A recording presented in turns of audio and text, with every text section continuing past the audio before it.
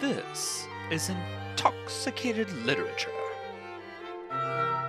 Welcome to Intoxicated Literature. I am Daniella Drake. And I'm Evelyn Crow. And we have been pre-gaming for about 2 hours, so... We are exceptionally intoxicated literature tonight. Yes, it should be very interesting. But I'm excited because tonight we are talking about Kushiel's Dart by Jacqueline Carey. Yes. Which is one of my favorite books. I think this is in one of my top 5s, easily. I agree. Yep. The first 3 in this series, I've read all of them, but the first 3 I reread at least once a year. Oh, 100, yes. Because so I have one tattoo on my body, and it's from this book. Yeah. So, yeah. Top 5, easily. I think it's hilarious that you went for Phaedra's tattoo, because I really like Alcuin's tattoo. That makes sense to me in so many ways. Okay, we'll talk about it later. Okay, before we really dive into it, spoilers, we will talk about the entire book, yes. So if you have not read it, please push pause, read the book, and come back to us with a drink in hand. Over 18, we will be talking about over 18 content. If you are not over 18, go away. Also, we swear a lot. Yes, if that offends you, you should not be listening to this podcast. So, Kushiel's Dart by Jacqueline Carey was written 20 years ago? Oh, gosh. It is one of the formative fantasy books that I read. And it is a epic fantasy. This is not a fantasy that you read and you think, spicy books, because it's not. This is an epic fantasy. Absolutely. It is an epic fantasy that has spicy elements in it because Jacqueline Carey included a protagonist who is cursed by the gods to feel pleasure and pain. That is her deal. Blessed or cursed. I think she thinks it's a curse most of the time. Most of the time I would say so, but it depends. But yes. It depends on the situation. Yes, so there are a lot of themes of BDSM, but like the healthy kind. Yes, there is a safe word. It is done healthily. Consent is always 100% important. Absolutely. Everybody is on board, always. There is always communication. Yeah, the overarching theme of this entire book, and they say it over and over again, in this culture is love as thou wilt. I want to get tattooed on my collar. I want it everywhere on my body. Everywhere on my body. There are so many quotes in this book that I want tattooed somewhere on my body. Because it doesn't matter who you love. It's acceptable. Like, it is encouraged. Yes. Yeah. So it is so important to the culture. And there are times where the protagonist is a slave. Yes. A literal slave. Her nature, as she is cursed by a god, is to feel pleasure and pain. So she is a slave, and she is forced to be a bed slave. Yes. To a person. And as such, she is feeling pleasure in this shame and this humiliation and all of this. And she is not enjoying it. No. She is feeling pleasure, and she hates it. She hates every moment of it. She does not enjoy it. It makes her hate herself a little bit because she can't not feel it. She literally doesn't have a choice. Her culture very much does not approve of any relationship that is non-consensual. I will say, it does happen. Because humans are humans. So this world, this book is set in a kind of alternate history where it's France. Terre d'Ange! The land of the angels! Yes, Terre d'Ange. So there will be a lot of, like, weird French accents. We both have a history of French. We are exceptionally drunk. And I can't guarantee that it's going to be good French. No, we do speak some French, so I apologize to any French or French-speaking listeners. We are doing our best. But it is really interesting because it's this alternate history of Europe in general, really, because it encompasses a huge swath of Europe. But it's set in Terre d'Ange, where it's this kind of idea of this being that came from Mother Earth and the blood of Jesus. And the tears of Mary Magdalene. Which I love. I love that she was like an active participant. When he died, she cried, and her tears mixed with his blood and the earth, and thus sprang forth blessed Alua. That's correct. She was necessary. So, Alua then traversed the world, trying to find a place to live. Because he doesn't fit anywhere. He doesn't fit in the heavens. He doesn't fit on Earth. He just is kind of and there. Several angels went, well, he is he's important. He loves and he's cherished. Chose to join him. And they fell. Yeah. Yes. And so there were several of them, and you can, if you read the book, you will learn all about them. I feel like there were 8 or 9. There's a bunch of them. The important ones are Nama, who is the one who... She lay with strangers in order to procure food or lodging to make sure that everybody survived. And so in this culture, sex work is holy. Yes, which is one of my favorite things, honestly. I love it so much. Yeah. So there's Alua, and there's Nama, and there's Kushiel. Now Kushiel is the antithesis of Nama. He's the one that stuck most closely to the one god's teachings. Yes. So he's the one that still adheres to the celibacy and like that kind of aspect. So says the Brotherhood. Yes. We don't know for sure. Yes. But the Kushiel Brotherhood is a brotherhood of men. There are no women who swear to celibacy, and they are used as bodyguards, and they're, very severe and very like, whoa, I will, They're monks. Yeah, they're monks. They're monks, but they are trained, they're priests, but they are trained in weapons from a very early age, and they usually serve as bodyguards for the king. And they are the opposite of Nama. So where the children who go into Nama's service, and again, it's grooming on both ends. For both. They start at age 10, for both. And again, they're not starting sex work or Kushiel necessarily at age 10. But that's where they start to learn about it. Yes, they start to discuss it, they start to learn about it, all of that stuff. No one is doing sex work at age 10.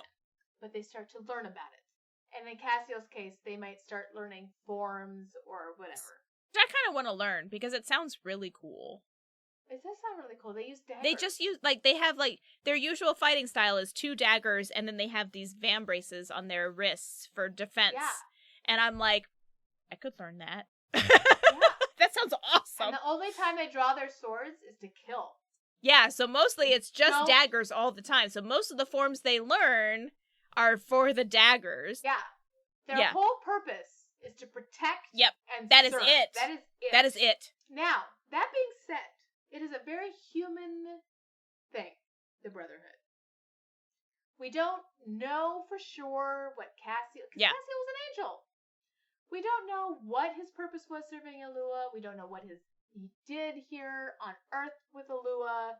We assume that he stayed celibate, that he protected Alua, and that he stayed true to the one true God. Teachings, whatever. Whole thing. Yeah. All right. So then we have Phaedra. Phaedra is marked by Kushiel. Kushiel is one of the other angels. Kushiel is for punishment. He was God's punisher of people who needed punishing. But he loved the people that he punished. Yes. He did it out of love and caring. Yes. Yes. It wasn't out of, malice. And it's important to distinguish between Phaedra, who is marked by Kushiel's dart, which is like a dot in her eye. It looks like a blood spot. And it's important to notice that her eyes are brown. Like a deep brown. So a dot of red in her eye is very stands noticeable. out. Yes, absolutely. And so she's marked as an anguisette, someone who receives pleasure from pain. And there are also the scions from Kushiel, his line, his direct descendants, who... Oh yeah, these angels came down from heaven and then just proceeded to have tons of children. They got busy with everyone. Kushiel. Kushiel had no children. There's no direct line from Kushiel. Yes, which is how you kind of think that he's celibate. But maybe, because there's no one. Maybe he had sex with Alua. You don't know. You don't know. You don't know.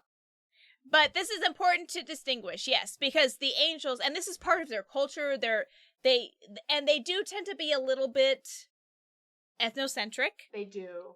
Because they're like, well, we're bred from angels, so we're so beautiful, and we're so smart, and we're so good, we're graceful, we're how smarter, how could you possibly compete with a race of people who came from angels? It's a little so it's much. kind of it's a problem. It's a little much.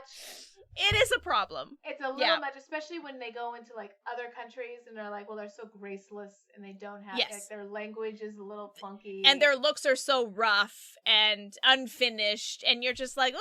That's a problem for me. Yeah. Yeah.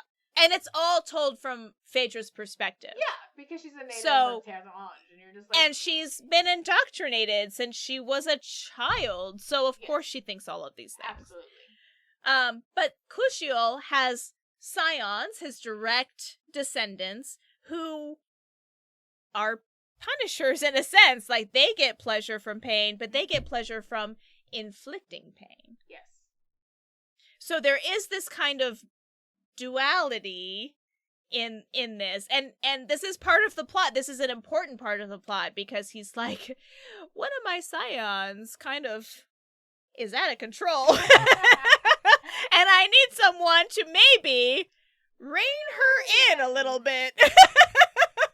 So now you're here, Phaedra. Good luck. Phaedra is, I want to say pan, almost. I think she would be sexually attracted to almost anyone. I think that is fair. She is definitely attracted to anyone of any shape, any kind, I would anywhere. Say pan.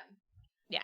If there were a term for that in 2000, whenever, when this was written, it would have been pan. That's what it would have been. I agree. In this case, I would say bi, because this, when it was written, there wasn't a term for that. Melisande is fucking beautiful. She is the most stunning. Imagine a beautiful woman. And I'm not saying that pale skin is the epitome of beautiful. No. But she absolutely not. Yes. It's unfortunate, but in this book there are a lot of white people. A lot of white. But she has pale skin, but she has black hair and sapphire really blue super eyes. dark midnight but hair. It's her presence. Yes. That is the most important part of this. She is so intelligent and so funny, and just overall this amazing package. It is her presence and her intelligence that makes her dangerous. Yes. And everyone reacts to it. Everyone notices it. Everyone acknowledges it. And Phaedra, the first time she sees her even, is like, who the fuck is this lady? Because hot damn. And that was when Melisandre was like 22 or something. Like, she was so young. And Phaedra was what, like 17 or like so ridiculously young. But immediately Phaedra's like, this woman every is time Phaedra saw amazing. Melisandre, almost every time, her brain shut off. And she just became, I don't know how many of you who are listening are actual submissives. But she just went into immediate subspace. It was like immediately just her brain shut off. She went into immediate subspace and was like, this is my dominant, and she is in control of me, and I cannot function until she... And you have to remember, Melisandre is a direct descendant of Kushiel. So this is two opposing forces essentially meeting. And poor Phaedra is like, I can't stand up to this. I don't know. Like, I just want to say yes and submit. She was completely at a loss here. She had almost no defenses against Melisandre. And honestly, I fucking get it. I get it. And powerful. Melisandre is like the best villain I think I have read. She's so ever. Smart. She is so smart, and she does have this weird way of making you go, no, I really just want to make you happy. Like, I just want you to be happy. 100%. I would kneel before her. Right? Like, I will do anything you want. Right? Like, listen, I'm not even bi, but I don't know. I don't even know if I'm bi. I don't know. I'll do whatever you want. Exactly. I'm like, I'm willing to try for you. I don't know. Like, she is just so complex and so interesting and so smart and beautiful and like all of these things in one package. Everyone is playing checkers and she is playing chess. Yes. She's playing 4D chess. Yes, Yes, she is above and beyond what everyone else is doing. She's got all the levels of Star Trek chess, and she's like up here, and everyone else is on level 1. Yeah.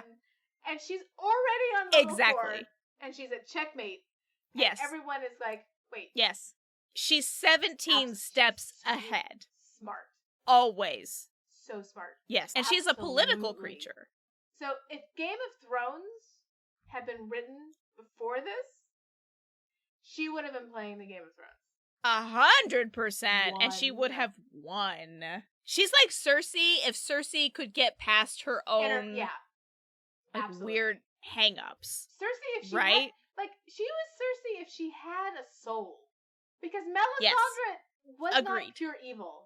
No, this is the thing about Melisandre, and this is why I think she's the best villain, is because I'm not going to say she's not a sociopath. She chooses to protect, Phaedra and Jocelyn when she sends them into slavery because she's afraid of the god's wrath. Like, it's not that she is afraid to kill them. Like, if it was expedient to her, she would have done it. Which is why I think she walks the line of being a sociopath, because she's seeing people as players on a chessboard more than just people. I do think that she does have some kind of feelings for Phaedra. I do think, outside of her being chosen by I think she would be sad if Phaedra died. I think it would affect her, which is why I don't think she's a full sociopath. But she has so many markings that I'm just like, you're so intellectual that you're almost beyond what a normal person is. And that's kind of what a sociopath is. But for her, it's more about, like, I think she does love Phaedra in her way. But she chooses to save her, not because she loves her, but because she's afraid. Because Phaedra is actually God-marked. Exactly. She has been chosen by Kushiel to do his work in a way that Melisandre has not as his scion. That being said, she sends Phaedra and Jocelyn. Oh, she expects them to die. She does not expect them to live. Yeah. She sends them into Germany, or, whatever, with the expectation that they will not survive. Yeah, she fully expects them to die. She's like, they will go into Germany and be so shocked by the living conditions. Yep. They are pampered. They have never lived in slavery. They have no idea what's going to happen in this arena, that they will just give up and die. Yep. She totally underestimates the strength of will that both Phaedra and Jocelyn have. Not only that, she underestimates the connection that Phaedra and Jocelyn both make with each other. I mean, when you're exiled and the only other person who understands your culture, your history, your backstory, whatever, is with you, of course you're going to bond with them. So here's the thing. Cassiel and Amma are anathema to each other. They do not go together.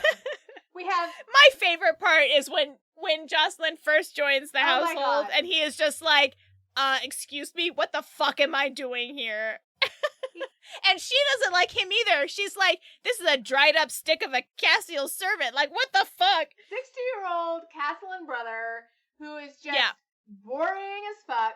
And then she looks over and there is a handsome 20-year-old Cassiel brother. He is handsome, y'all. So handsome. Good looking and young. The cheekbones alone. Like, good looking. Yeah. And he sees her as frivolous. Yep. And just, luxuriating in this, Yep. she's just going along and sleeping with everybody and doing whatever the fuck she wants. He literally does not see her. He doesn't understand what her household is for. Now, and that's part of what his upbringing was, yes, because, right? Again, the whole Castiel Brotherhood teaches that's what Namaz service is for. That they're all misguided. Yes, they're the misguided.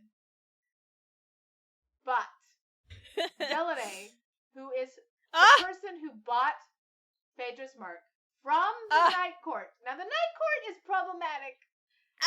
Yeah. Okay, so it is. The Night Court is a collection of houses that caters to people it's a collection of houses of sex workers. Different tastes of every kind that you can imagine. So, like, there's one house that's like, if you're feeling tortured, you would go there for healing. Yes.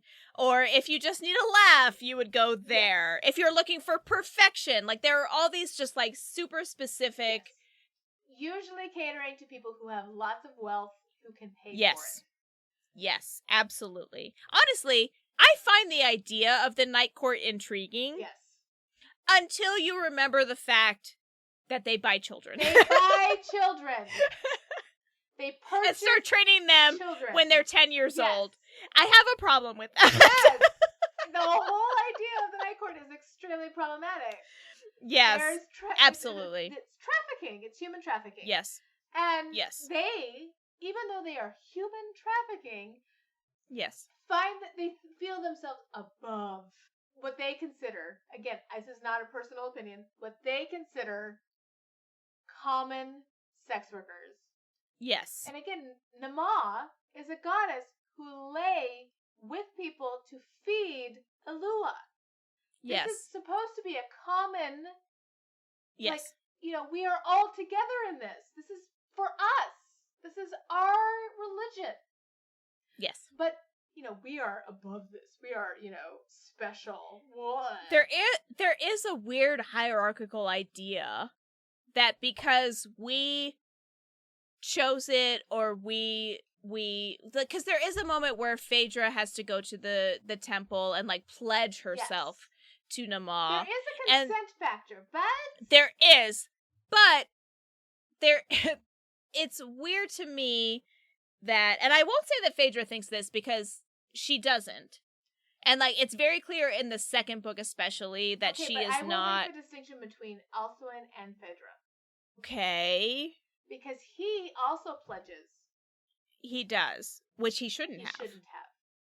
But that's his choice. It is. That is also a consent issue because he did choose it. But not because he necessarily wanted to. No, absolutely not. And this is a Delaunay problem more than a Nama problem. Yes.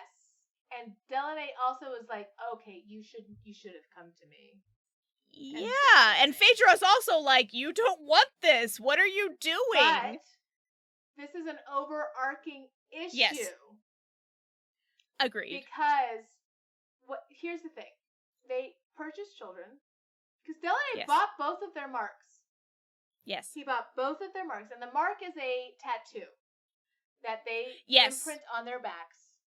And when it is complete, you have completed your mark. You have completed your servitude.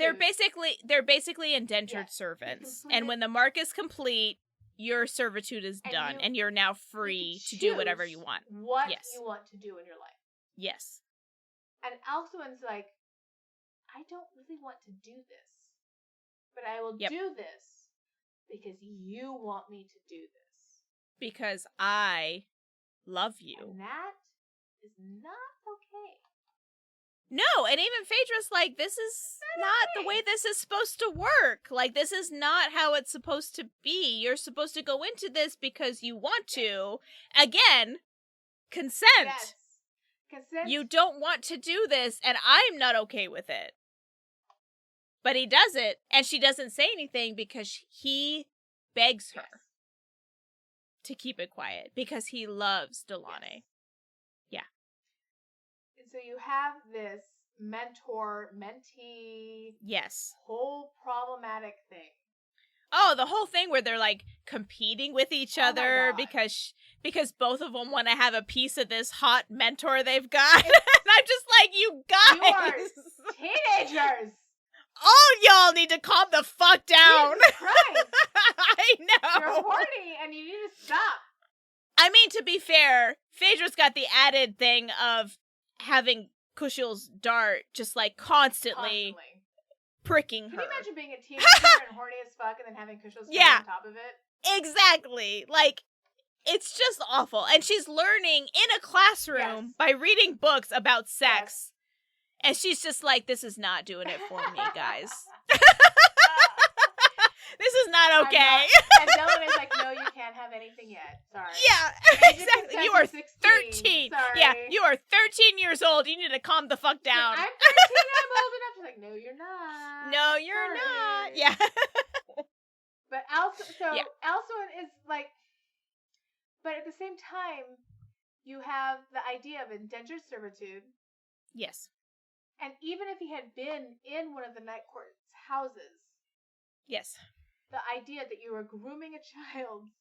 Yeah, it's problematic. Have sex at 16. Yeah. It's gross. Yeah, it's a little gross. And it's weird because you're reading it and you're just kind of going with it. Because again, it's from Phaedra's point of view. And she's totally okay with it. She's on board. She is fully indoctrinated. She does not see a problem with this. She's like, God, I'm only 10. Why can't I speed up time? And she like, is so fucking ready to have sex by the time she is 16. Yep. You would have been like, I'm ready for this too. What's the fucking hold up? Yeah, exactly. I swear to God. But it is, as a reader, you're kind of going, oh, I know. I don't know about that. So that aspect, as much as they espouse that this is a perfect, culture, it's not. It's definitely and not. There's absolutely definitely not. A hierarchy, and there's there definitely the sex workers on the street do not have the same, I don't know, protections. Yes. And there are even those who buy marks from the night houses who treat those, marks as shitty. Yeah. They are completely shitty to those. And they are awful to them. They're I would say even numbers of men and women. And the people who buy those marks are not they're not regulated as well as they could have been. There are contracts and unions, I would say. And there are like fines that you have to pay, but you think about like Phaedra's costumer. Yes.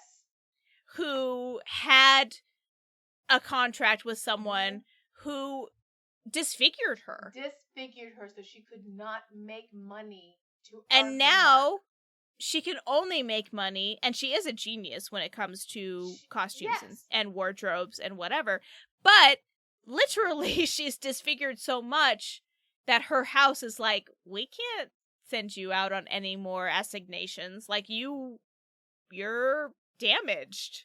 And it's really problematic. I mean, and this is within the society that is supposed to value consent and value these people specifically because they have pledged themselves to Nama, and there are supposed to be protections. And yet that's the thing, is that every house in this night court is like, you have to be one of them, like the Sirius house is like, you have to be perfection. So what happens if you're not perfect? What happens if you all of a sudden develop imperfection? Yep. As which happened with Phaedra. She had a dot of red, one dot of red in her eye, and she was not perfect. So what happens if you fall and a bone doesn't heal right and you have a limp? Or they sell you. It's so wrong. It is really wrong. So I just, it's not perfect, and I just want to make sure people who read this going in understand. We understand like, it is not perfect. You have to understand, we were 20 when we first read this book. Yes.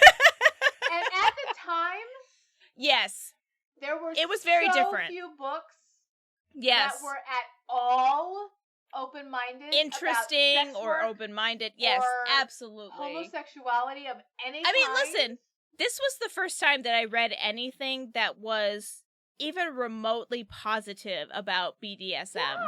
And that's not really my thing. That's not like my whatever. Like that's not my kink. I don't know. But it wasn't like it wasn't something that I sought out. And then I read this book and I was like, "Oh. So this is the thing that could be acceptable. This is the thing that people do." Like it really just kind of gave me permission. So yes, there are definitely problems. But overarching, the story, the world building is so good. The world building is so rich and so good. And it is a little bit slow in the beginning, just like any epic fantasy.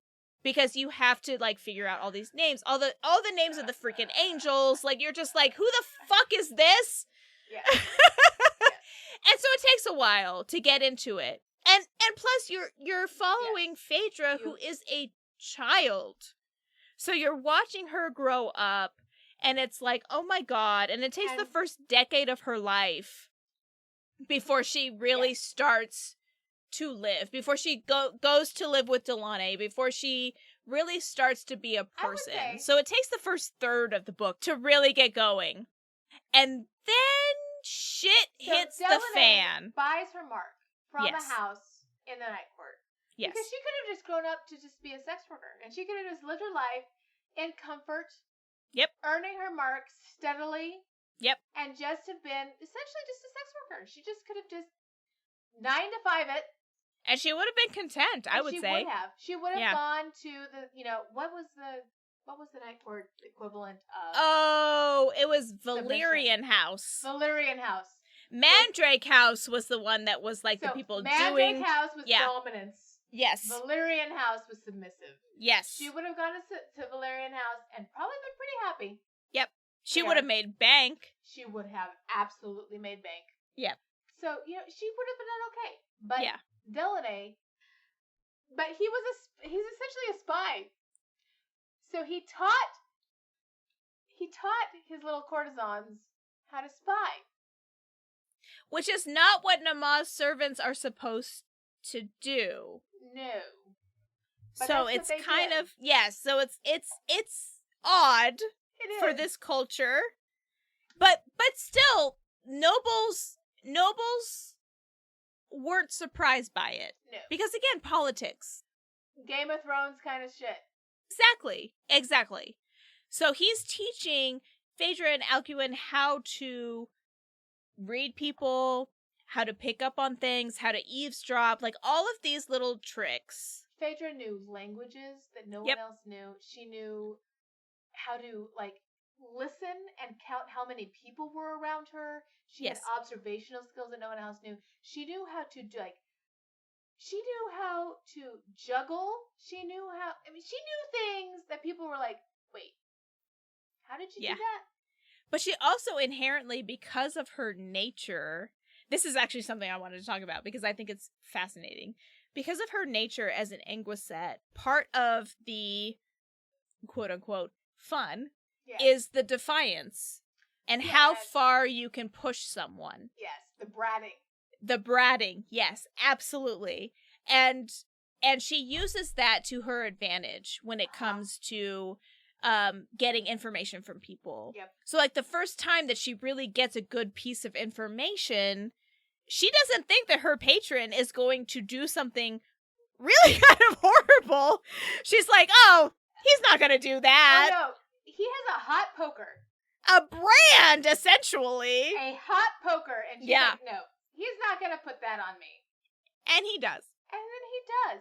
Yep. And he's so guilt-ridden about it. Yep. He says something that he's not supposed to say. And she hears it. Because she is who she is. Yep. If she had been anybody else, she would have been unconscious. Absolutely. But because she is who she is, she heard every word. Yep. And she uses that with everybody that she's trying to get information from. She's like, I know when to push. I know when to not. Like, she uses this kind of aspect of herself to know when it's appropriate to do these things. Yes. And she does it very well.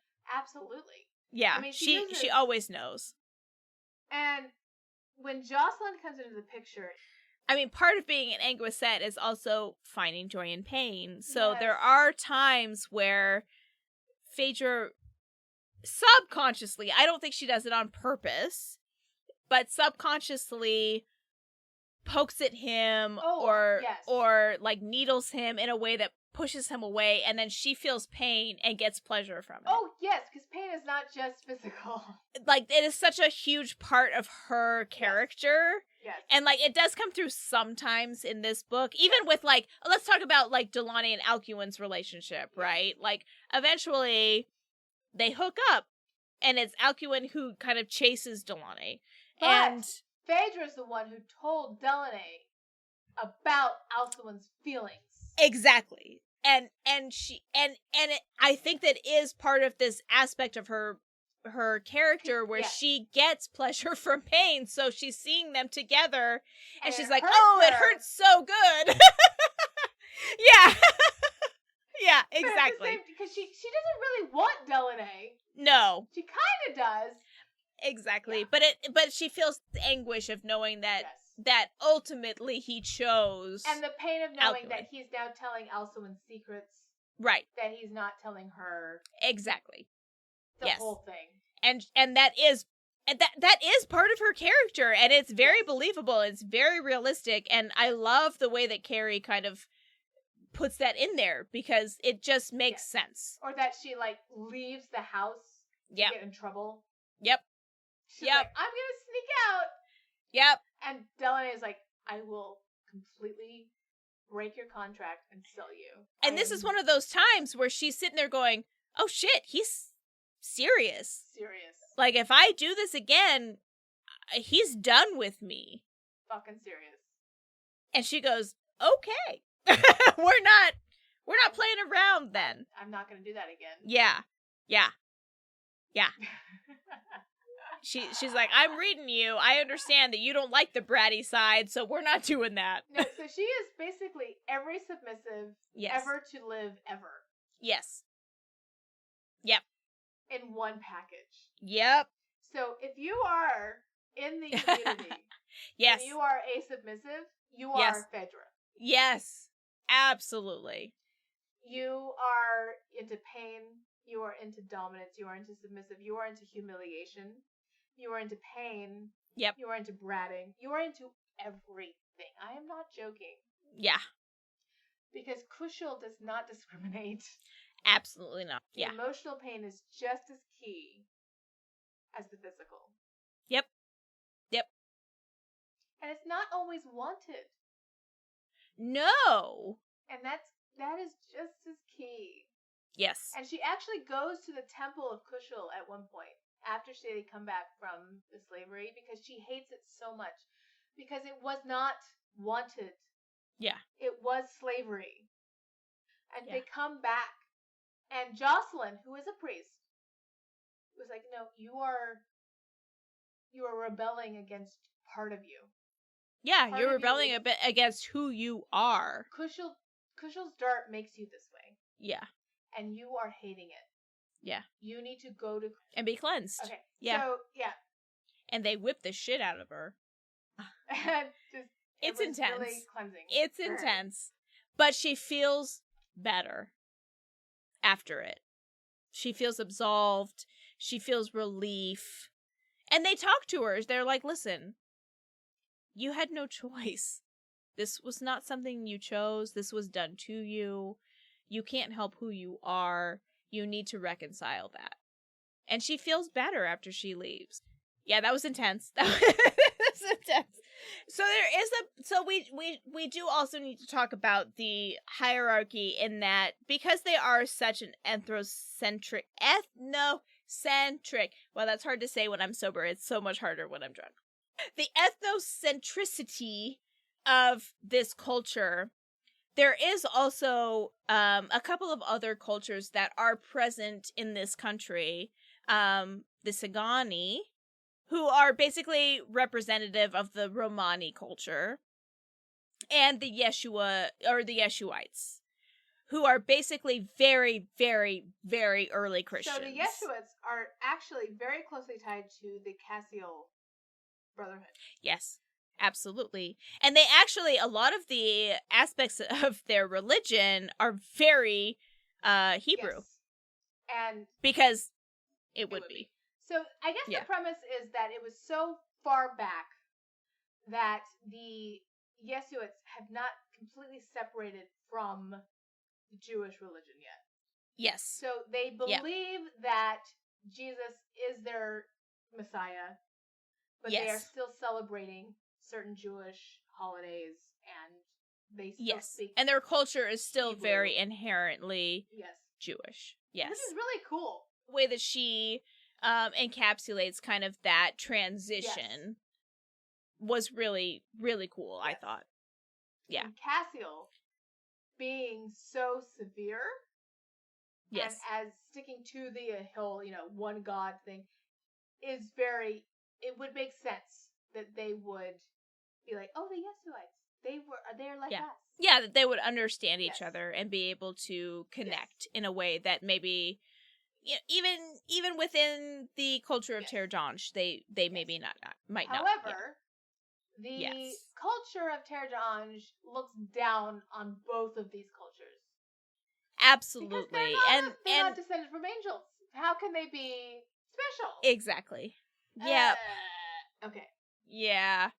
And it is unfortunate. I mean, like, with the Singani, who's representative of the Romani culture, I mean, there is a little bit. I will say that Jacqueline Carey does make an effort to have. There's a whole section of her book where they're in one of the Singani camps, and she's showing that they're just people like anybody else, and they're just trying to make their way through whatever. And like, I appreciate that very much, but it's a little bit problematic because she's also not part of that culture. She's not part of the culture. She's writing from the point of, she's not writing from the point of view of that culture, but she is writing to that culture. Yes. And it is very definitely coded Romani. Yes. Yes. And it's just worth pointing out that obviously she's not part of that culture, and so going in I don't know. That it is definitely coded Romani. Yes. So, content warning that. Yes. So they go to slavery. Yes. And Jocelyn, slowly, during this time of slavery, so it takes slavery for Jocelyn to slowly break every single one of his vows. Yeah. And he is a serious vow person. Jocelyn, oh my gosh. Is not silly. No. Jocelyn is very serious. Very. He's a serious person.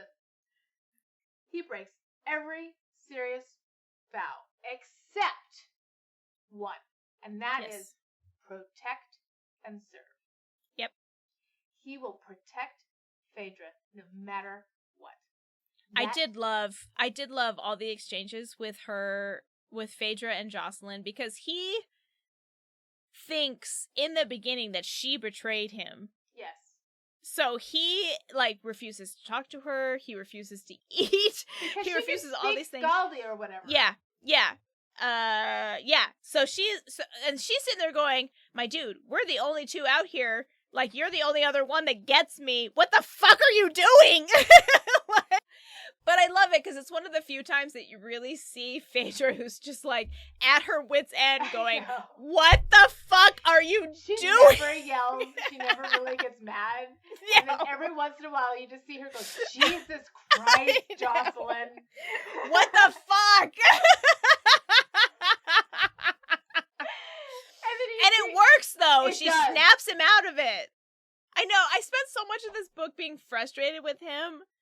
Yeah, but by the end, you are so rooting for him. You are. You just want him to succeed. You do. And be happy. You do. Yeah. Because they do go through it.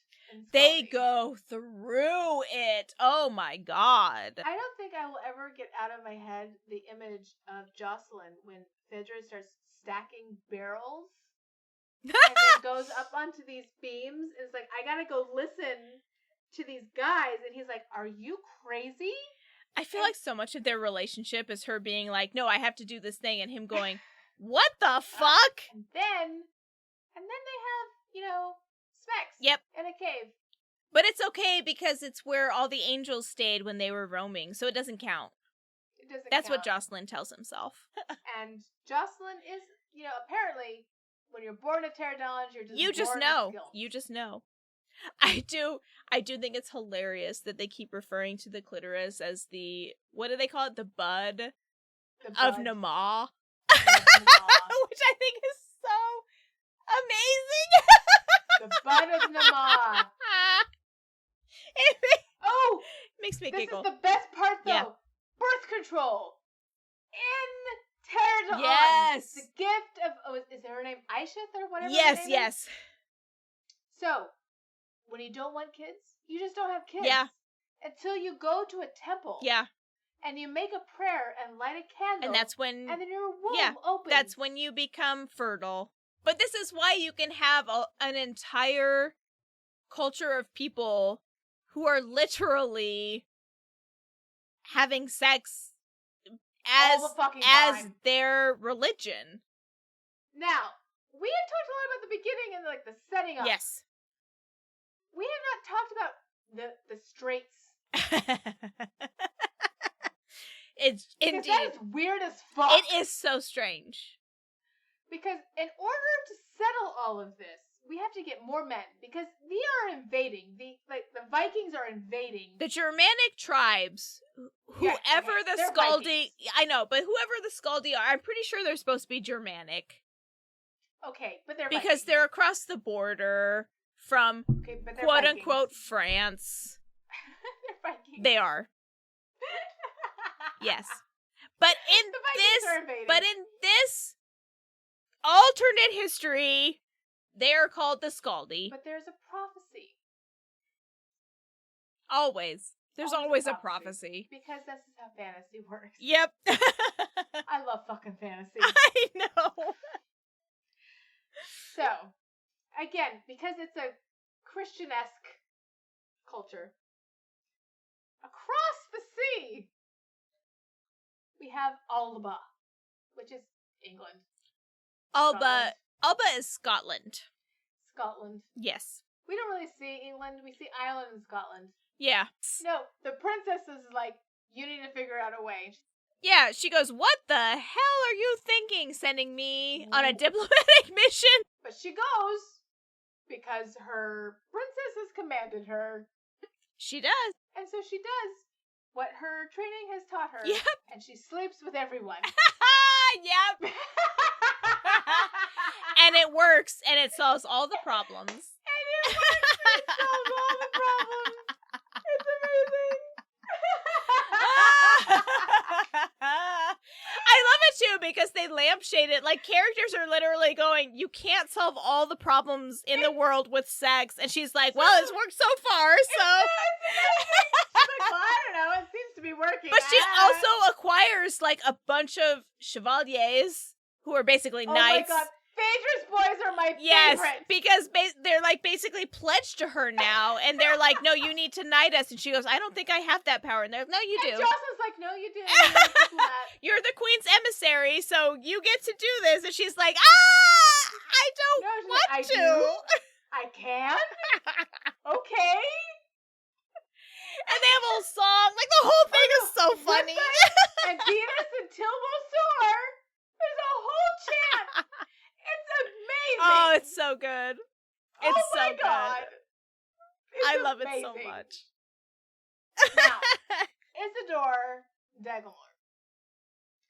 Yes. Is a national hero at the end of this. Almost.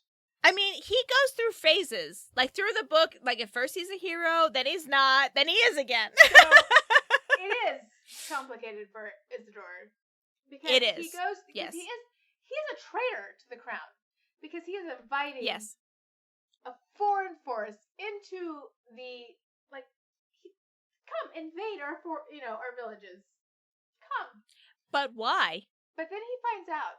But why? Yeah.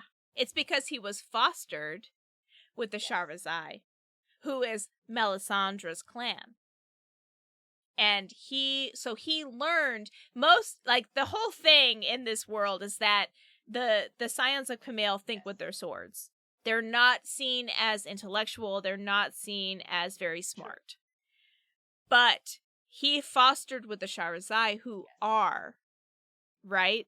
So he has this education from Melisandre's people in politics. And probably from Melisandre herself, who's like, we can make you king. Just do what I say, and I'm going to take care of the rest. And he believed her, because why wouldn't he? Why wouldn't he? It's important to note that even in this society that is so open-minded, misogyny is not something that is unheard of. Correct. And a woman is more trustworthy than a man. Because why would a woman lie to you? Yes. Right. A woman would never betray you. A woman is not going to have their sights set above you. A woman is not playing the Game of Thrones.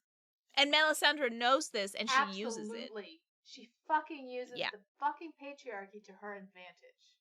And this is what makes her one of the best villains ever written. Yep. I will... Yep. This was Delaunay's downfall. This was Isidore's downfall. This was Baudouin's downfall. All of the men that fell because of Melisandre. Till the day I die, she is one of the best villains ever written. Because men continually underestimated her. And disregarded her. To their detriment. I mean, she played him like a fiddle. Yep. Voldemort Selig, she played like a fiddle. All of them.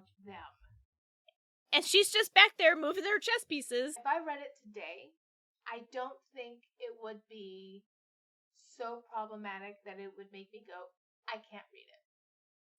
I agree. I don't think that I would DNF it. I do not think so. And I still recommend it to people with the here are the consequences. You have to have the caveat of, listen, there are some issues I just want you to be aware of. Yeah. Okay, so next time we're going to be talking about Morning Glory Milking Farm by C.M. Niskoska? One of my favorite books ever. Nicosta! Yes. Thank you. I've had too much to drink. So join us next week. This has been Intoxicated Literature. I am Daniella Drake. And I'm Evelyne Brown. And we hope to see you next time. Thank you for joining us for this episode of Intoxicated Literature. Drink well, friends.